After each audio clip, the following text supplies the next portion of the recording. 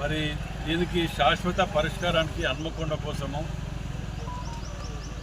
Under ground డ్రైనేజ్ని కూడా ఈ నెలలో నేను మొన్న కూడా చెప్పడం జరిగింది. ఈ నెలలో కూడా టెండర్స్ పిలిచి శాశ్వత పరిష్కారానికి ఎక్కడ కూడా నీళ్ళతోటి మునగకుండా ఏది లేకుండా ఇబ్బంది లేకుండా ఎండాకాలం వాటర్ సమస్య కూడా లేకుండా ఉండే విధంగా చాలా పెద్ద ప్రణాళికతోటి ముందుకు పోవడం జరుగుతున్నది. మరి అంతేకాకుండా అంబేద్కర్ స్టాచ్యూ నుంచి